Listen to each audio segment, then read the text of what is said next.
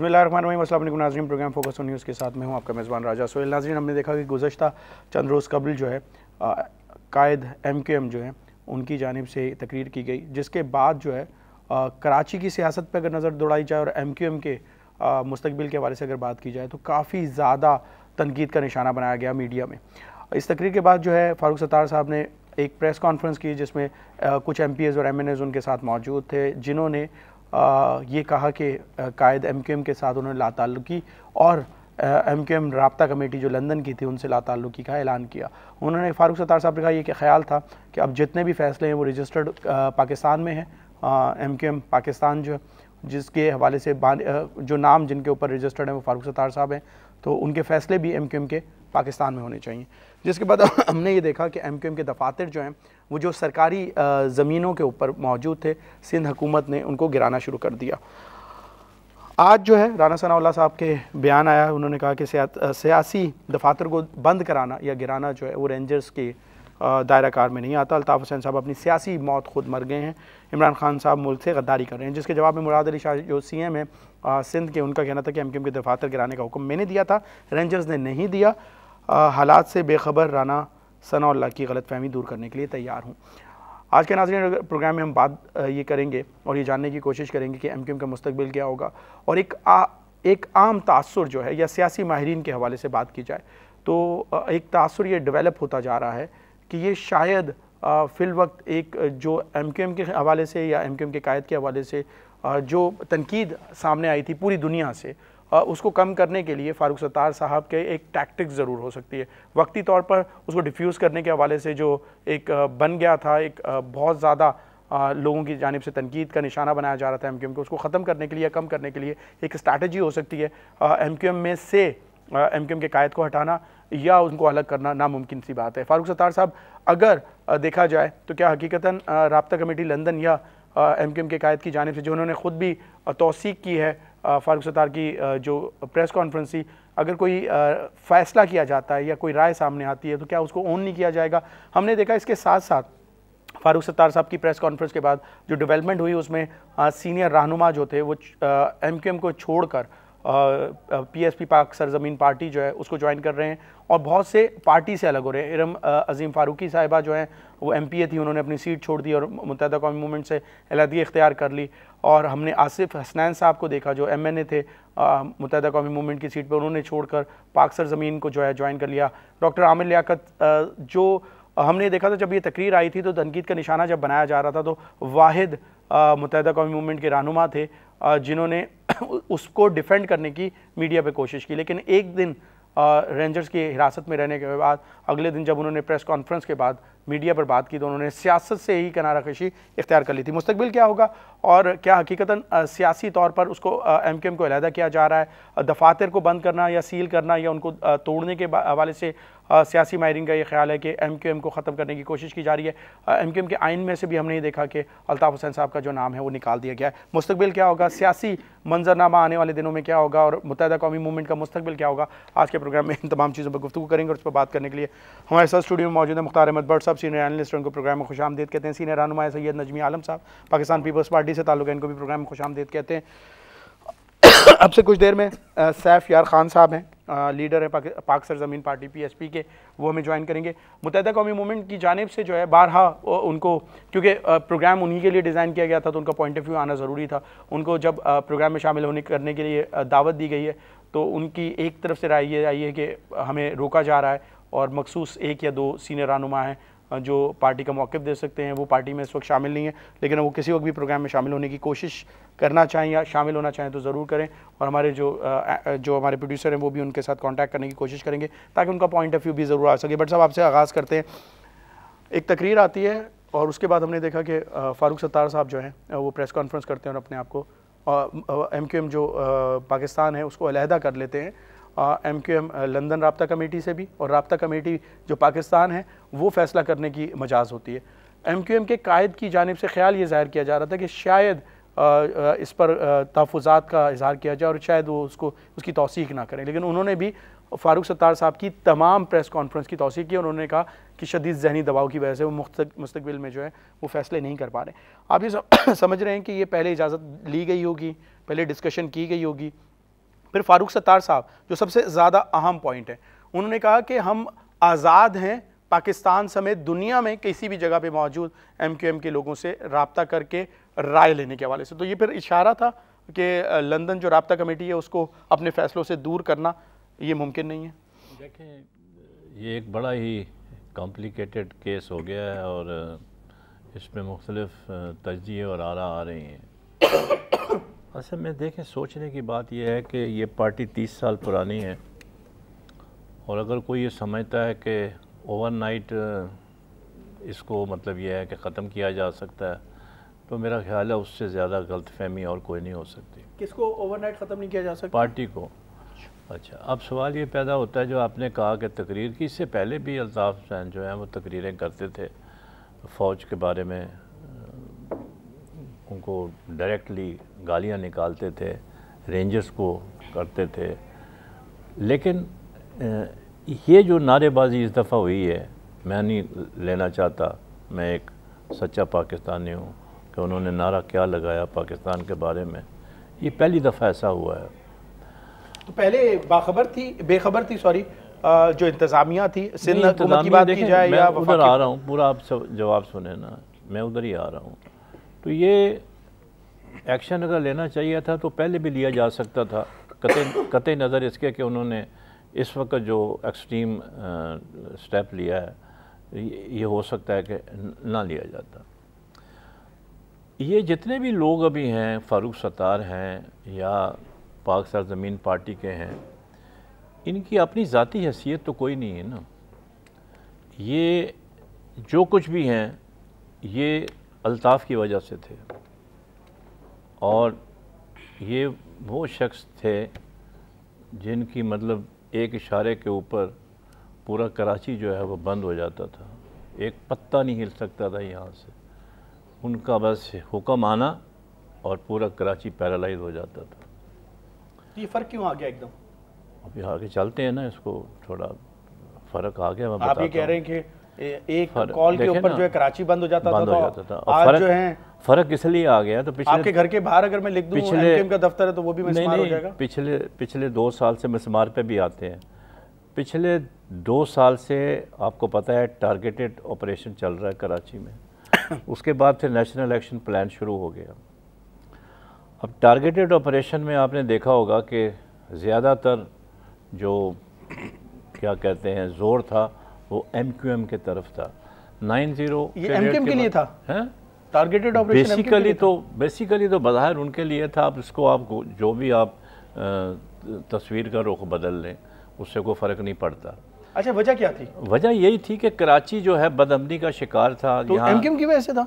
बिल्कुल। ये मतलब ये मतलब आप तो यूँ सवाल कर रहे हैं जैसे आप फीडर से दूध पीते हैं। भाई ये क्या बात करते हैं आप? ऐसी बात नहीं है। देखें, जो एक रियलिटी है उसको आप तस्लीम करना पड़ेगा, उसको तस्लीम करना पड़ेगा आपको कि उनका होल्ड था। अब खुल के लोग आ गए उनके ख़िलाफ़। सबसे पहले जो अपना मुस्तफ़ा कमाल साहब आ गए, ये आ गए। अब इन्होंने तो एकदम ऐसा ज़बरदस्त महाज खोला कि सरेआम उनको जो मतलब जितना बुरा भला कह सकते थे कहा। ठीक है, उन्होंने अपने किसी के कहने पे नहीं, किसी के कहने पे नहीं। ज़मीर तो इंसान का किसी वक्त भी जाग सकता है। उसमें तो कोई 30 साल चाहिए उसके लिए। 30 साल चाहिए, 15 साल चाहिए, 10 साल चाहिए, चले। देर आया दुरुस्त आया, जागा तो सही। तो उन्होंने कच्चा छटा सारा उनका खोल के रख दिया, जो वो चीज़ें मालूम जो कि सबको मालूम थी। अच्छा। जो कि तमाम दुनिया को मालूम थी कि यहाँ क्या होता रहा है और ये खुद भी उसका हिस्सा थे। 1988 से लेकर 2013 तक उनका हिस्सा थे ना ये, उसमें तो कोई शक नहीं होना चाहिए आपको। और 5 साल वो मेयर भी रहे कराची, इक़्तिदार भी लिए, मज़े भी लिए, बड़ा मज़ा लिया। नहीं, मज़ा भी लिया और काम बहुत अच्छा किया। जैसे नेमतुल्लाह ने काम किया, काम तो बिल्कुल किया। वो तो आज भी नहीं देखे, जो बात सही है वो करनी चाहिए। लेकिन इक़्तिदार के मज़े तो लिए ना मुस्तफ़ा कमाल ने लेकिन उनका कराची में वजूद, उनकी कराची में मेयरशिप, उनका नाम वो मरहून मन्नत था, कायद तहरीक। इसी तरीके से जितने भी एमक्यूएम के भी टॉप हायरार्की है जिन्होंने अभी अपने आप को अलहदा कर लिया है, ये भी उन्हीं का हिस्सा है। असूली तौर पर तो ये होना चाहिए कि जब ये कहते हैं कि हमने ला ताल्लुकी कर ली और उन्होंने भी ताल्लुकी कर ली, ठीक है, नहीं उन्होंने तौसीक की, उन्होंने ला ताल्लुकी नहीं की। मेरा उन तौसीक कर दी ना, मतलब ये है। और उन्होंने कहा जी कि अब MQM जो है वो पाकिस्तान है, इस पी लगा दिया उन्होंने आगे। नहीं लगा दिया, पाकिस्तान MQM पाकिस्तान से ऑपरेट होगी, पाकिस्तान नहीं, आप नहीं, राब्ता कमेटी बेसिकली उसको डिवाइड करने के लिए पाकिस्तान का लफ्ज़ यूज़ करते हैं। MQMP कहते हैं, उन्होंने नाम जो दिया है। अब जब उन्होंने इसका नाम दे दिया तो इसका मतलब है कि उन्होंने एक लिहाज से डिसोसिएट किया है अपने उनके साथ, लेकिन लोग कहते हैं ये नूरा कुश्ती है। कैसे कि अभी भी इनके साथ वो मिले हुए हैं, फैसले लंदन से हो रहे हैं। अच्छा, मुस्तफ़ा अजीज आबादी भी कहते हैं, लेकिन बात नदीम नुसरत साहब भी ये कहते हैं, वासिफ जलील साहब भी ये कहते हैं कि बानी जो हैं वो MQM के कायद हैं, फैसले भी वही करेंगे। नहीं वो बानी तो हैं, ठीक है, लेकिन अब सवाल ये पैदा होता है कि जब इतना कन्फ्यूजन फैल गया है कि ये नूरा कुश्ती है कि नहीं है, ये अभी आने वाला वक्त बताएगा। आपके अबाउट 2 वीक्स और आपको क्या लग रहा है वैसे? हैं आपको क्या लग रहा है? देखिए, मैं इस पे कोई हतमी राय नहीं दे सकता, लेकिन इसमें मैं इशारा दे सकता हूँ कि अभी जब इलेक्शन होंगे तो उसमें देखना है कि जी कारकुनों का क्या रवैया है। और जनरल इलेक्शंस की बात कर रहे हैं? जनरल इलेक्शन की बात कर रहा हूँ, बाई इलेक्शंस भी हैं। जनरल ये जो कारकुन हैं इनका रवैया क्या है, ये किसको पसंद करते हैं, किसको वोट देते हैं, किसको नहीं देते। बज़ाहिर ये नज़र आ रहा है कि अभी तक इनके कारकुन जो हैं वो सारे मुतहद हैं। देखें, इनका एक बहुत बड़ा वोट बैंक है कराची में, MQM का बहुत बड़ी 5वीं जमात है बड़ी पाकिस्तान की। अब अगर टेस्ट करना है, अगर फ़ारूक सत्तार साहब साबित करना चाहते हैं कि मैंने वाकई अलहदगी इख्तियार कर ली है, खाली डायलॉग करके कंडेम करके बात नहीं बनती। अगर आप 2 आदमी कत्ल कर रहे हैं, सितंबर में वो जलसा करेंगे। नहीं अवामी जलसा होगा। अवामी जलसा होगा, एक तो उससे पता चल जाएगा। दूसरा, इनके लिए बेस्ट कोर्स ऑफ एक्शन ये है कि साबित करने के लिए कि उनका कायदे तहरीक से कोई ताल्लुक़ नहीं है और ये जमात अभी भी वैसे ही है जैसे पहले थी, तो इनको सबको असेंबलियों से इस्तीफे दे देने चाहिए। अच्छा, हाँ बिल्कुल। क्यों? इसलिए कि वो पत्ता नॉमिनेट करते थे अल्ताफ़ भाई तो वोट पत्ते को मिलता था, वो मिस्टर A को वो नॉमिनेट करते थे तो A को मिलता था। इनकी अपनी शनाख्त तो कोई नहीं थी ना, इनकी शनाख्त सिर्फ कायदे तहरीक थी अल्ताफ़ हुसैन। नहीं तो जो PSP फिर फॉर्म हुई, हाँ, ये तमाम उन लोगों की भी शनाख्त क्या थी? नहीं, अब वो खुद क्या थे, पहले क्या थे वो लोग? नहीं, अब मैं अब की बात नहीं कर रहा हूं। बात तो वही है ना, उन्होंने भी अलहदगी इख्तियार की, नहीं तो और पार्टी अलहदा से खोल ली। नहीं, अब अलहदा हो गए हैं ना, तो अब अवाम में मकबूलियत है? कोई मकबूलियत नहीं है। अच्छा, मकबूलियत का तो टेस्ट ये है ना कि जब आप इलेक्शन में जाएंगे, वो तो अभी आना नहीं चाह रहे, वो तो अपने आप को ग्रूम कर रहे हैं। अभी वो कह रहे हैं कि हम अपने आप को वार्म अप कर रहे हैं, अभी इलेक्शन की तरफ हम नहीं आ रहे। नहीं, ऐसी बात नहीं है। देखें, बात ये, अगर आप समझते हैं कि आपको लोग पसंद करते हैं और वर्कर आपके साथ हैं, तो आपको एक आध बाई इलेक्शन में हिस्सा लेना चाहिए था, अपने आप को थ्रो करना चाहिए था अवाम के अंदर। ज्वाइन किया है सैफ यार खान साहब, सीनियर, तो आपको ज्वाइन करना चाहिए था उनको, पार्टी के PSP के। Welcome to the show sir.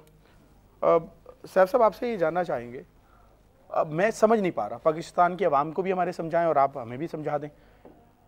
रात को रेंजर्स हिरासत में किसी को लेती है, सुबह छोड़ती है और वो गुन गाता हुआ PSP में आ जाता है। एक रात कबल जो है वो PSP के बारे में चैनल पे बैठकर इस तरह की गुफ्तगू कर रहे होते हैं सीनियर रहनुमा जो होते हैं उस वक्त के एक्स मुत्तहिदा कौमी मूवमेंट, अगर कहा जाए तो गलत ना होगा, कि वो डिफेंड कर रहे होते हैं मुत्तहिदा कौमी मूवमेंट को, और PSP के हवाले से जब उनसे राय ली जाती है तो वो इस तरह की राय देते हैं कि आप सोच भी नहीं सकते।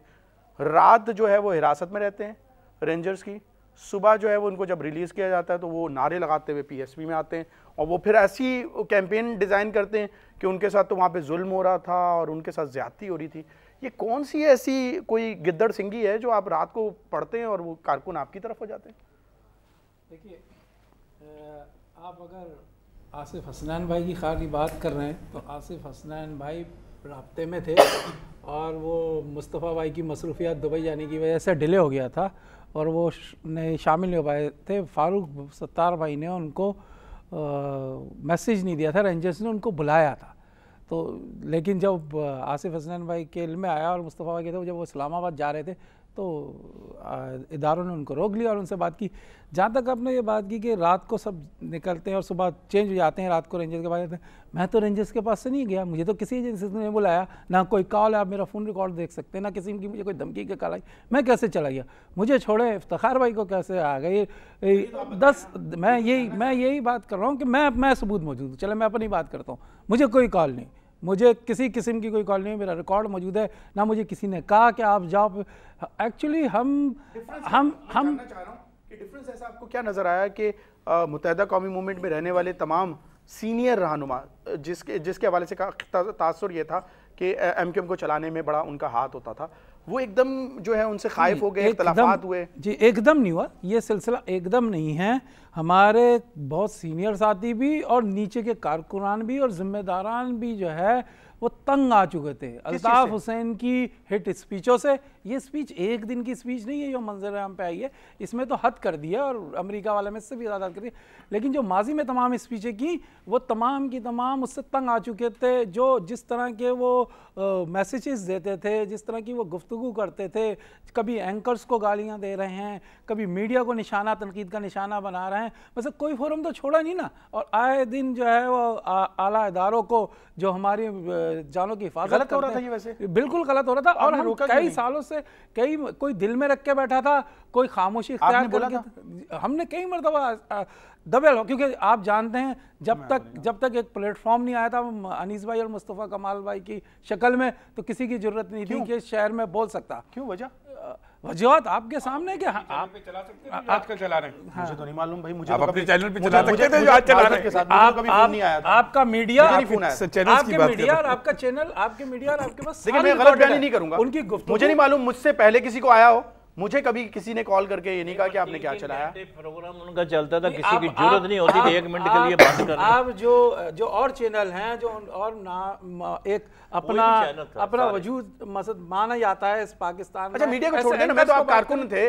आप कहा यह जाता है कि जमहूरी सेटअप सबसे ज्यादा मौजूद था और अल्ताफ हुसैन साहब ने कभी अपने लिए कोई जाती फायदा हासिल नहीं किया, कोई सीट नहीं मांगी, कोई वजारत नहीं मांगी, सारे कारकुनान के लिए वो काम करते रहे। सलामत को क्या चाहिए? क्या जरूरत थी बादशाह सलामत को? क्या जरूरत थी कि उनके तो तमाम जो मातहत है, जो तमाम के तमाम, चाहे वो वज़रा हों, चाहे वो कभी हमारा वज़ीर आला बना हो, कभी कोई भी बड़े ओहदे पर आए, वो सब मातहत थे इनके, और वो मातहत रहे कि उनको क्या जरूरत है उनके बगैर। माइनस प्लेटफॉर्म नहीं था, आपको अगर इख्तिलाफ था, आप ये कह रहे हैं कि पाकिस्तान के हवाले से ऐसे एतराज़ात थे जो मुझे भी प्रॉब्लम करते थे, आप अलग हो जाते। हम खामोशी इख्तियार कर चुके थे, हम सालों से खामोशी कर सकते थे, हमने ग्रेजुअली हम छोड़ चुकी थी तकरीबन। और हम मैं अपनी बात कर रहा हूँ तो मैं 2 साल से 2.5 साल से, और सैकड़ों कारकुनान जो हैं 1 साल से उन्होंने फ़ोन बंद कर दिए थे, वो पार्टी के राब्ते में नहीं थे उनको। लेकिन बस ये कहें कि मुस्तफ़ा भाई का आना और अनीस भाई का आना इस कौम के लिए, महाजिर कौम के लिए भी एक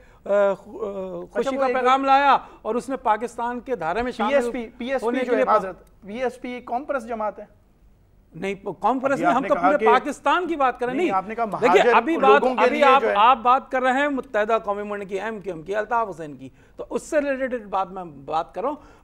पाक सरजमीन तो पूरे पाकिस्तान में फैल चुकी है, पूरे पाकिस्तान में दफातर खुल चुके हैं। अच्छा, ऐसी क्या चीज़ आपको अलग नजर आई जो मुस्तफ़ा कमाल साहब, अनीस कायम, जो एक्चुअली अल्ताफ हुसैन साहब को अगर लंदन से अगर देखा जाए तो उनको हटा दिया जाए तो सारे लोग वही लोग थे जो चला रहे थे मुत्तहिदा कौमी मूवमेंट को भी। अनीस कायम खानी साहब क्या करते थे आपको भी पता है, मुस्तफ़ा कमाल साहब का क्या रोल था, आपका क्या था, आसिफ हसनैन साहब का क्या था, दिलावर खान साहब का क्या था, इफ्तिखार आलम साहब का क्या था, सब आप जानते।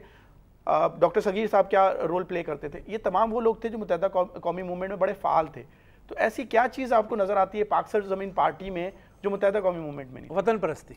अच्छा, वतन से मोहब्बत उनमें नहीं थी? उनमें नहीं थी। और आप ऐसी तंजीम के साथ मौजूद रहे, बिल्कुल जो पाकिस्तान के हवाले से वतन परस्त जमात थी। उसकी सजा भुगत रही है ना पूरी कौम। आपने क्या सजा भुगती? हम भी भुगत नहीं सर, आपने क्या सजा भुगती? आप एक पार्टी छोड़ के दूसरी पार्टी में आ गए, अब आप मिस्टर क्लीन हैं। आपने जो 32 साल किया, आप कह रहे हैं आप ऐसी तंजीम के बारे में। पहले आपके चैनल ने क्या कहीं पे भी कोई आवाज नहीं उठाता था शहर में आपकी वजह से, पाक सर जमीन की वजह से। बिल्कुल हमने ये काम किया ना, हमने ये काम किया। वो आवाज नहीं उठाता था तो आपकी वजह से। हम अगर कहीं गलत थे या गलत चीज से जुड़ गए थे तो हमने वो चीज छोड़ी ना, हमने तौबा की ना। कितना अर्सा रहा आपका ताल्लुक? कितना तौबा करने, मैं वही जानना चाह रहा हूँ आपके ख्याल में आप कितना अर्सा रहे वहाँ पे? 2-3 भाई हम तौबा कर कर आ गए ना हम लोग। आपकी तौबा, आपने जो लोगों के साथ ज्यादती की, जो उनके साथ किया, आप बरी जमा हो गए, तौबा कर ली। चीजें लंदन से चलती हैं, लंदन सेक्रेटरीट इसका जिम्मेदार है। आते थे उनको चलाने के लिए? बिल्कुल फैसले आते थे, मुसल्लत होते थे फैसले तो आते थे, उनको इंप्लीमेंट कौन करता था? आप लोग करते थे? तो कराची में रह के आप ही करते थे?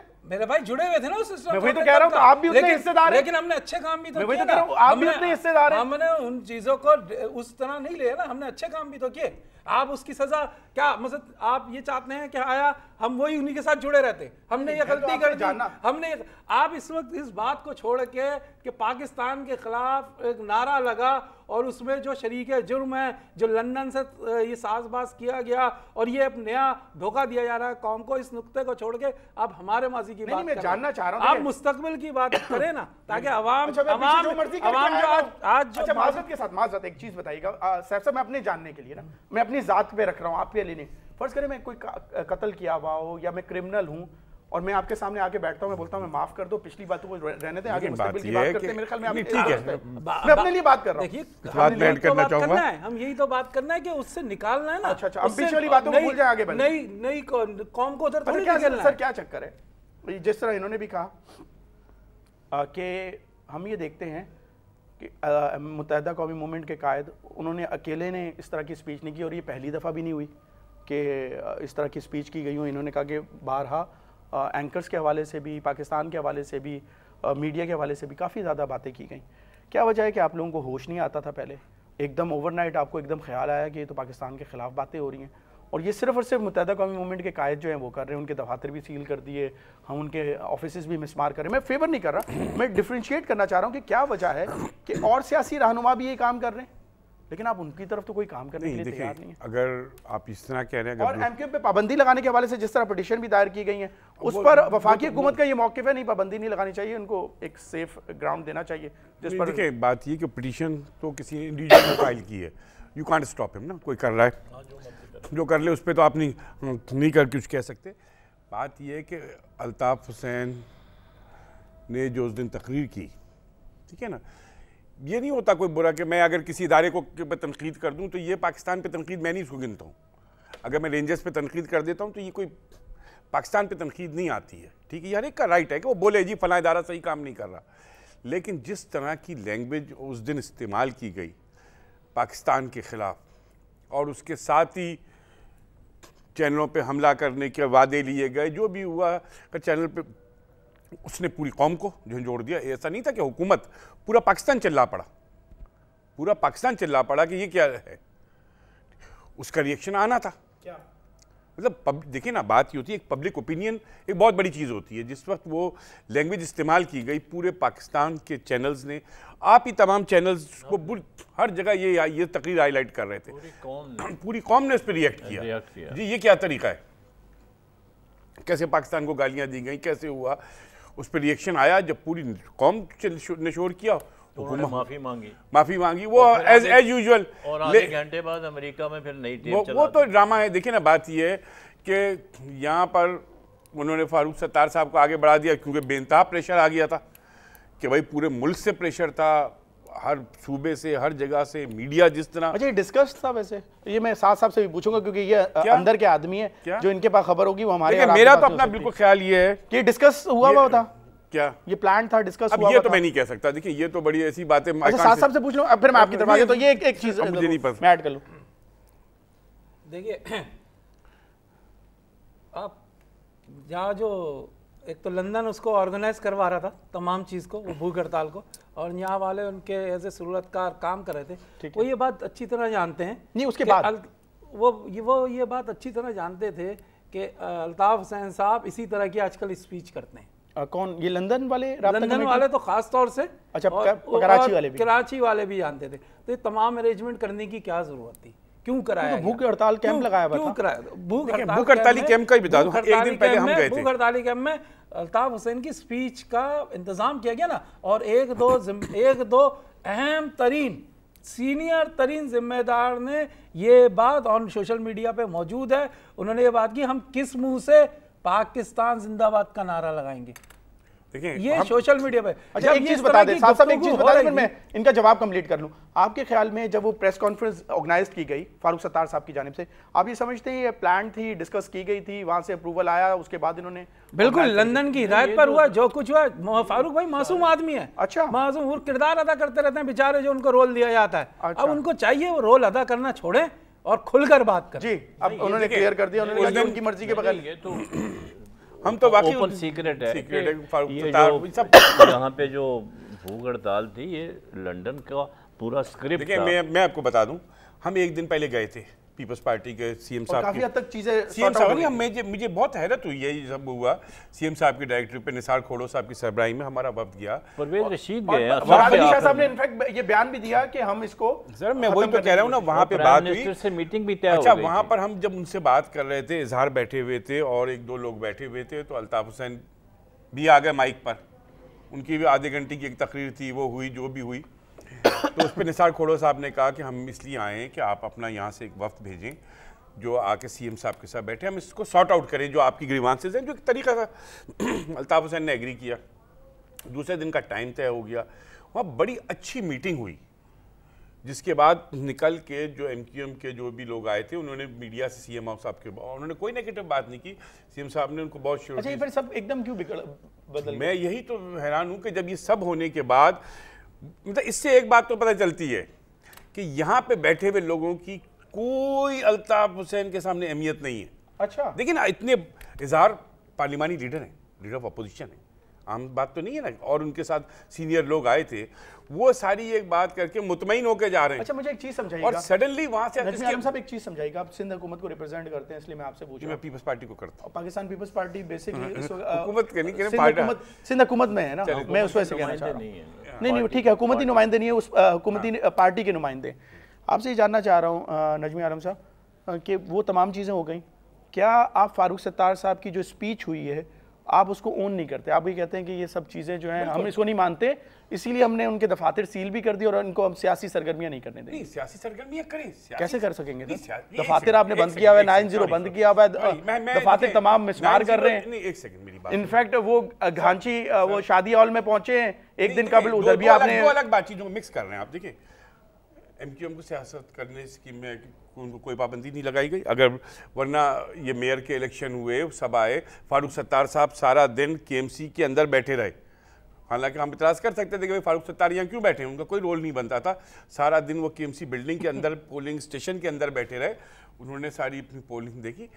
देखिए जहाँ तक दफातर का ताल्लुक है, आपसे मैं अभी आपको ले चलता हूँ, यहाँ से उठा के सामने आपके एक दफ्तर टूटा है, फेयर टाउन में एक ही पार्क था, उस पूरे पार्क में सेक्टर ऑफिस बना हुआ था, अगर वो टूट गया तो क्या गलत? नहीं सर, आप एकदम, आपको ये कैसे याद आ गया, ये क्या हुआ? नहीं, अब उसको जब एक चीज, जब एक आदमी हाथ से निकल जाएगा और इसके, अच्छा अगर ये फर्ज करिए नहीं होती तो ये सरकारी जमीनों के ऊपर जो मर्जी चलता रहता, आप नहीं रोकते? वो तो अनऑथराइज्ड सरकारी जमीनों पे बने हुए थे, उनको गिराया जा रहा है। मैं कुछ और पूछ रहा हूँ ना, जो उनकी अपनी मैं तो कुछ और पूछ रहा हूँ बट साहब, मैं तो ये कुछ और पूछ रहा हूँ बट साहब, मैं तो कुछ और पूछ रहा हूँ। 8 साल हो गए इनको हुकूमत में, आज इनको पता चला कि वो सरकारी जमीनों पे, जैसे वो सईद भाई ने नहीं कहा किसी की जरूरत थी। अच्छा वो जरूरत बेसिकली पीएसपी की वजह से वो जरूरत सब में पैदा हो गई, मैं बता रहा हूँ, वो भी मैं क्लियर कर दूं कि पीएसपी से जरूरत नहीं आई, के चैनल का बता देता हूं, पीएसपी की वजह से जरूरत पैदा नहीं हुई लोगों में। 31 दिसंबर 2015 को हाई कोर्ट ने एक फैसला दिया कि अल्ताफ हुसैन की ना कोई स्पीच टेलीकास्ट होगी, ना इनकी कोई फोटो आएगी, लाहौर हाई कोर्ट का। तो ये 31 दिसंबर 2015 आला इदारे हैं, उन्होंने ये पाबंदी लगाई, लेकिन मेरी अपनी ज़ाती राय ये थी कि इन आला इदारों को थोड़ी सी स्पीच खुली रहने देनी। मैं भी यही चाहता था कि अगर ये स्पीच खुली रहती तो शायद आज जो थोड़े बहुत जो 1-2 सियासी पार्टी जो कोशिश कर रही है ना फेस सेविंग की, एमकेएम की, एमकेएम की, सर एक मिनट, वो कौन है? मुझे नहीं पता है कि सर ये तो आप ऐसे फिर इल्जाम ना लगाएं ना, आप कह रहे हैं यार बात कंप्लीट, बात सिर्फ इतनी है, मुझे नहीं पता कि अब जो है एमकेएम ए बनाने की कोशिश हो रही है, एफ बनाने की, कौन कर रहा है? या नून बनाने की, मुझे नहीं पता कौन सी एफ, जो भी लोग हैं, जो सियासी लोग हैं, जो अपने वही तो नहीं लोग, ये वो लोग हैं, मैं बताता हूँ, वही लोग हैं जिन्होंने पीएसपी बनाई, ये वो लोग हैं, नहीं ये वो लोग हैं जिन्होंने अपने PSP सियासी मकासद के लिए, वो सियासी पार्टियां ये अपने मकासद के लिए इनको यूज करती हैं, वो एक खाना रखना चाहती हैं ताकि अपने वक्त पे आने के वो चार्ज है ना, पीएसपी के लिए भी तो यही है कि इनको वो तो कह रहे हैं समीर जागा तो हमने पार्टी नहीं नहीं वो तो भाई, खैर खतरा है ना ऐसे कि ना करें ना, अगर इस्तीफा दे दिया सारी नेशनल असेंबली और नहीं, आपके पास जो लोग आ रहे हैं वो तो इस्तीफा दे के मैं आ रहे आपको दे रहा हूँ, अगर इस्तीफा दे दिया नेशनल असेंबली या सूबाई असेंबली से, तो किन की हुकूमतों को खतरा होगा? आप बात करें, उनसे पूछें कि क्यों वही इसको रोकने की अगर एमपी जितने भी, अगर सिंध हुकूमत जो है सिंध असेंबली भाई से वो इस्तीफा दे देते हैं। मैंडेट वो जो अल्ताफ हुसैन ने इलेक्ट किया मैंडेट था ना, वैसे अल्ताफ हुसैन का मैंडेट था। वैसे आप एग्री करते हैं कि उनको इस्तीफा देना चाहिए क्योंकि अल्ताफ नहीं, ये तो हुसैन डिमांड है। नॉमिनेट ये पीएसपी के तमाम रहनुमा ये कह रहे हैं कि इस्तीफा देना चाहिए। मुस्तफा कमाल साहब ने भी बोला, देखिए हम आला ओहदे पे थे, मुस्तफा कमाल, अनीस कैम खानी, आसिफ डॉक्टर सगीर, अशफाक मंगी, डॉक्टर सगीर रजा, हम लोग सब आला ओहदों पे थे पार्टी के। हम ये छोड़कर आए ना, हमने ये छोड़कर आके देखिए अब ये कंफ्यूज ना करें ना साहब, आप एक तरफ कह रहे हैं कि हम तो अलग हो गए थे, हमने तो मजे भी नहीं लिए, हमारा कोई ताल्लुक नहीं था, अब उसके बाद जो है जमीन बनाई ना, छोड़कर आके बनाइए, अपने ओहदे छोड़े, नई पार्टी बनाइए। नहीं, लेकिन आप तो कह रहे थे हम फाल ही नहीं थे ना, हम तो अलग हो चुके थे, हम उन लेकिन ओहदों पे तो थे ना। एक बात तो आपके जो 2-3 सवाल थे उसमें एक बात बिल्कुल क्लियर है कि अच्छा ब्रेक के लिए कहा जा रहा है नजमी आलम साहब, यहीं से कंटिन्यू करेंगे। वो आप कह रहे थे एक दो जो बातें हैं वो मैं इसका जो जवाब है कंटिन्यू यहीं से करेंगे। यहाँ वक्त हुआ छोटे से कमर्शियल ब्रेक का, कहीं मत जाएं, देखते हैं बिजनेस प्लस।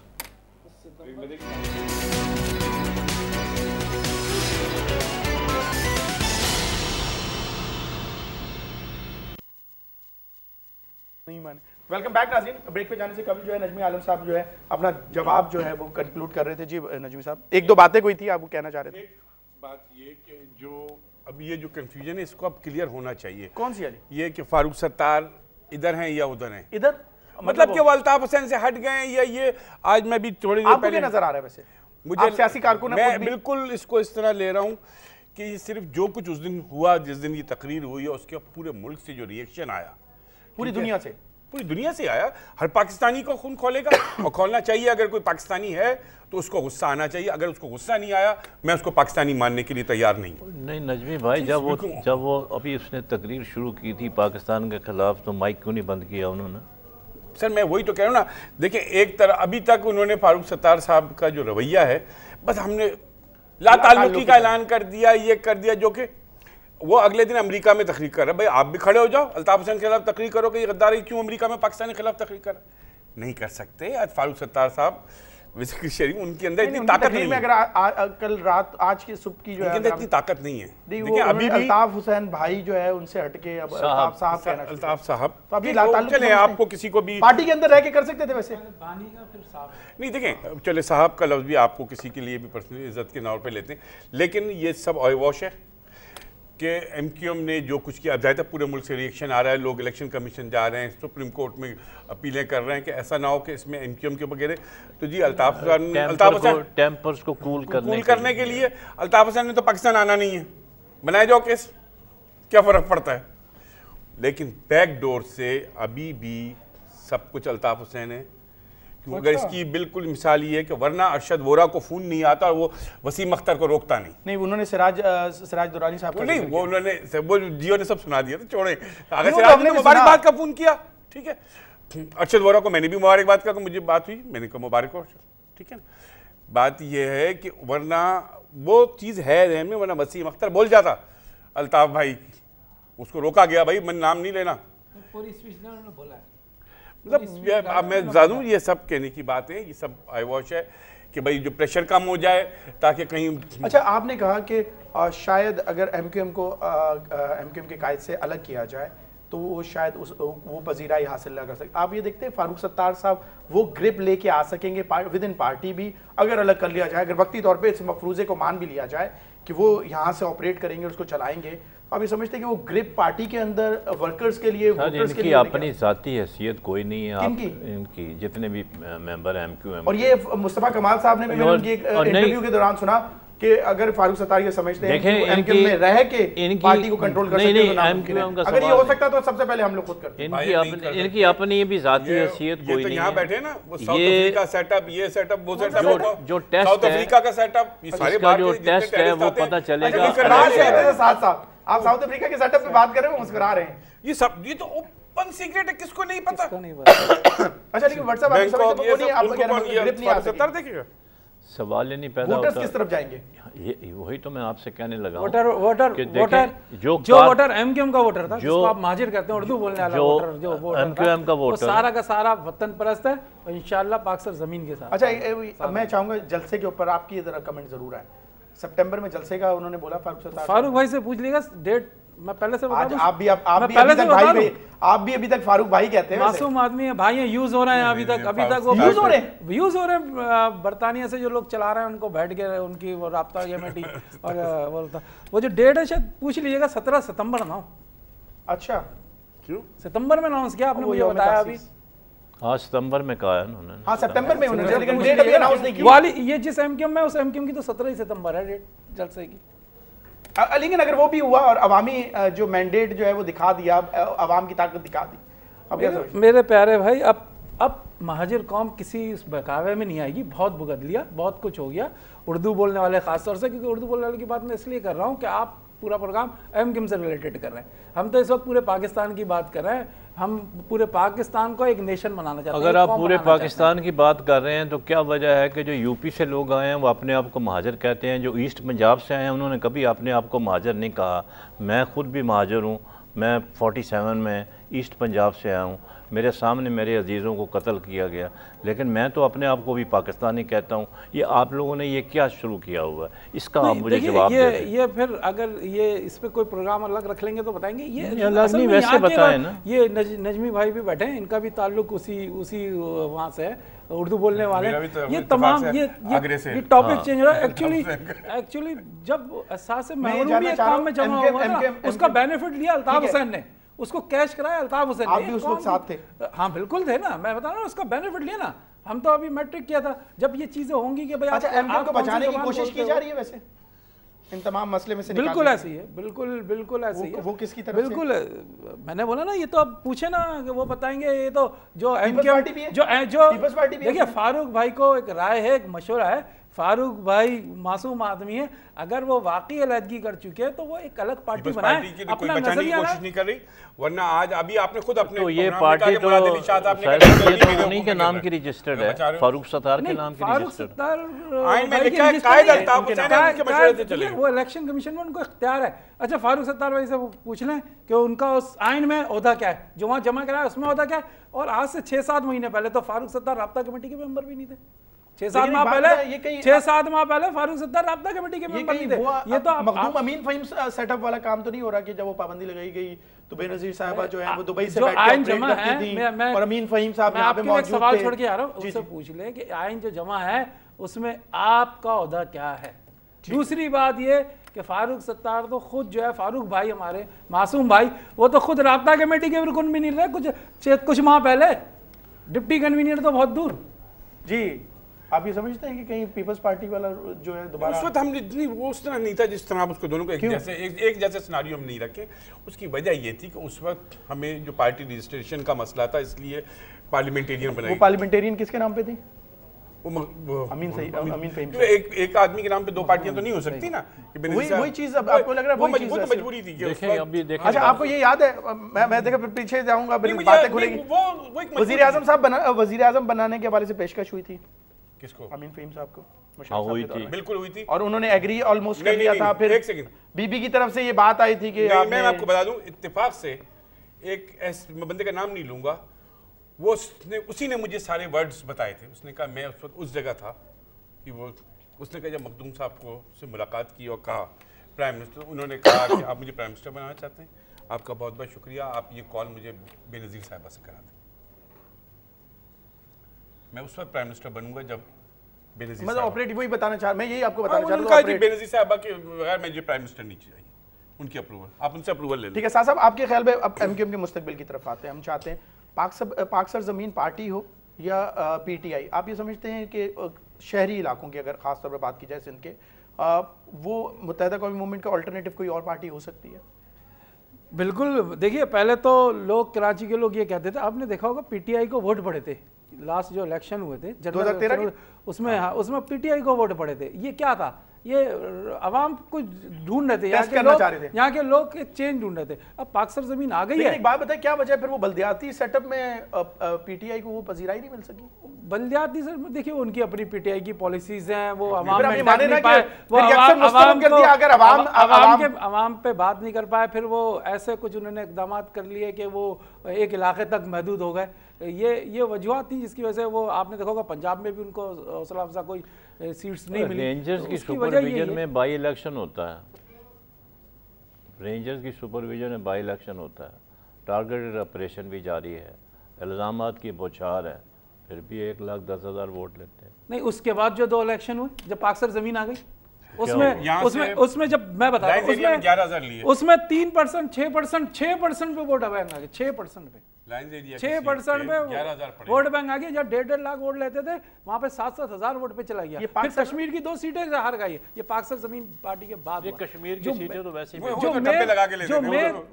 जो भी था जीतते तो थे ना, हुकूमत का हिस्सा चलो मान लिया ना, वो इलेक्शन में हिस्सा लिया भी थे, जैसे भी थे 2 मरतबा तो जीती थी ना, वो वैसी मिलती थी। अच्छा, अब ये पाक सरजमीन पार्टी जो है वो आप समझते हैं अल्टरनेटिव होगी मुत्तहिदा कौम? इंशाल्लाह पूरे पाकिस्तान में एक नई पार्टी, एक नेशनल, एक नेशन बनाने के लिए पाक सरजमीन को इंशाल्लाह। अच्छा, जो जिस तरह का सेट अब उनके साथ हो रहा है मुत्तहिदा कौम मूवमेंट का, एक सियासी वर्कर के हैसियत से आप समझते हैं कि दुरुस्त हो रहा है?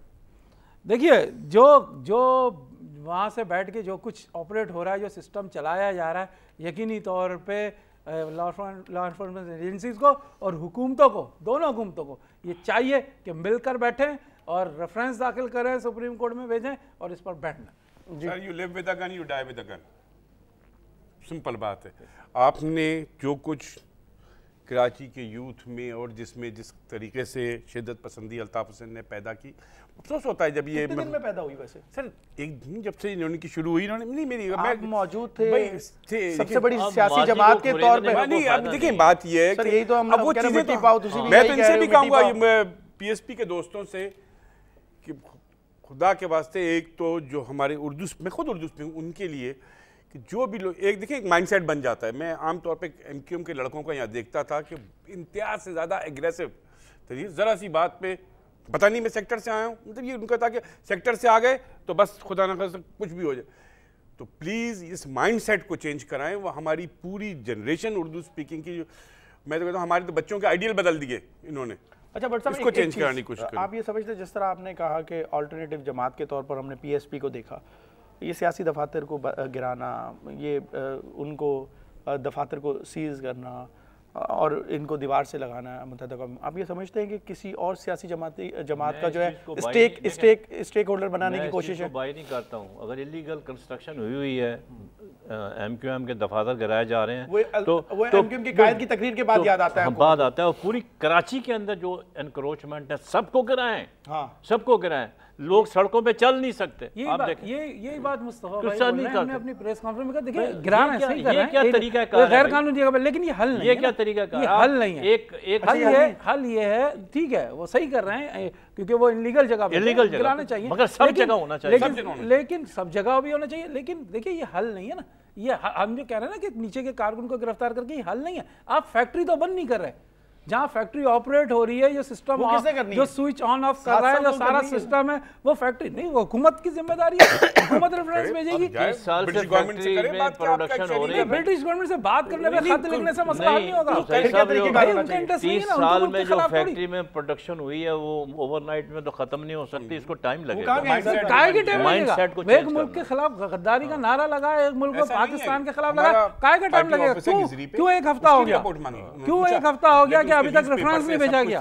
ये बात तो आईनी तौर पे जो मैंने आइन के माहिरीन से बात हुई है, जो मैंने उनकी सुनी है अपने बड़ों से, वो ये कहते हैं कि जो आईनी माहिरीन है वो ये कहते हैं कि इस पर रेफरेंस आना चाहिए सुप्रीम कोर्ट में। क्यों नहीं भेजा हुकूमत ने? सूबाई और वफाक ने मिलके। नहीं जी, इनका काम है ये सबूत दे। आपकी बात बिल्कुल सही है। पिछले 10 साल से रॉ फंडिंग के जो इल्जाम थे, उसके ऊपर क्यों नहीं रेफरेंस दायर किया गया? वो मुस्तकिल क्या होगा? मैं आखिरी एक सवाल, साहब आखिरी एक सवाल में पॉइंट अप की तरफ जाऊंगा।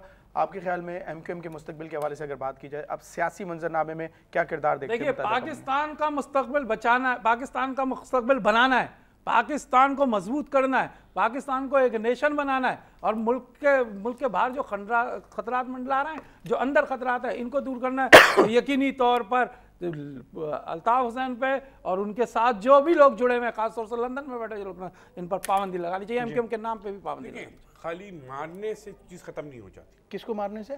आप एमक्यूएम के खिलाफ ऑपरेशन कर ले, ये कर ले, खाली इससे नहीं खत्म हो जाएगी। आप हुकूमत में हैं, आप नहीं, सुन ले इसका सर, सुन लेना, सुन ले, एक मिनट ना यार, मुझे पता है आपने कहा कि जो ऑपरेशन किया जा रहा है या मारा जा रहा है ये हल नहीं है, ये कर रहा कौन है? आप ही तो कर रहे हैं। मेरी बात अब मुझे पूरी बात ठीक है, ऑपरेशन हो रहा है, इससे आप सर आप पूरी बात तो खत्म कर लेने देना। गवर्नमेंट कर रही है और कौन करेगा? कोई इंडिविजुअल लोग कर रहे हैं? गवर्नमेंट कर रही है भाई, चाहे वो फेडरल गवर्नमेंट की एजेंसीज हैं, सिंध गवर्नमेंट कर रहे हैं। इसको छुपी हुई बात तो नहीं, तो मैं कहूँ नहीं जी गवर्नमेंट नहीं करेगी, फरिश्ते आके कर रहे हैं। लेकिन इसके साथ साथ इसका पॉलिटिकल हल भी ढूंढना होगा। वो किसने ढूंढना है सर? आप पॉलिटिकल हल भी हाँ, पॉलिटिकल फोर्सेस को ढूंढना है, और ख़ास तौर पर ऐसे एलिमेंट को, मुत्तहिदा को भी अगर यहाँ पे करना है तो ये नहीं है कि मुत्तहिदा कौमी मूवमेंट नहीं करे सियासत, वो अपने को उन तमाम लोगों को जो क्रिमिनल्स हैं, जो वो केसेस में वांटेड हैं, उन सबको जिन अवामिल को, जिन नुकात को लेके कौम को, उर्दू बोलने वाली कौम को अल्ताफ हुसैन ने यकजा किया था, उसके उनके मसाइल को देखा जाए, उनको मसाइल को हल किया। देखिए बात ये है, इनका सारा का वजूद जो था वो स्टैंड करती है अल्ताफ हुसैन के वजूद से था, जो है उस सारा इनका मरकज जो था वो था। अब आपने कहा कि हम डिसोसिएट हो गए हैं, दे शुड रिजाइन, और उसके बाद देखें कि वर्कर्स में जाएं, जो वर्कर्स जो हैं उनकी रिस्पांस क्या है, मतलब अवाम में जाए ना, आप अपने को इस्तीफा दें, अलग करें और फिर अवाम में जाएं, फिर देखें कि अवाम इसको एक्सेप्ट करती है कि नहीं। दोबारा बाई इलेक्शन कराएं और फिर देखें कि अवाम किसके पास जाती है। वो इनके सैफ साहब की बात के, जब आप वो जलसे का ऐलान करेंगे तो अवाम का पता चल जाएगा ना रिस्पांस क्या आता है। एक मिनट, इनका जो कारकुन है वो डाई हार्ड है, अब खत्म हो गई है, खौफ की फिजा जो है पाकिस्तान कराची से खत्म हो गई है। अब अगर जो लोगों को गैदर किया जाएगा और एमक्यूएम अगर गैदर करके उस जलसे में लेके आ जाती है, तो आप ये समझते हैं कि वो अवामी हैसियत से और अवामी मकबूलियत की वजह से आएगी? मैंने कहा अभी तो डेट देख लें पहले, वो तो अलग बात है ना। आप उसके बाद इस चीज को मानेंगे कि अवाम में अभी भी मकबूलियत होगी? बिल्कुल। आप ये तो नहीं कहेंगे फिर डंडे के जोर पे लेके आ गए? नहीं, डंडे के जोर पे कौन लाएगा? बिल्कुल मान लेंगे। बहुत बहुत शुक्रिया आप तमाम पैनलिस्ट का प्रोग्राम में शामिल होने के लिए। नाज़रीन, इसके साथ ही अपने मेज़बान राय रसूल को इजाज़त दीजिए। अपना बहुत ख्याल रखिएगा। अल्लाह हाफ़िज़।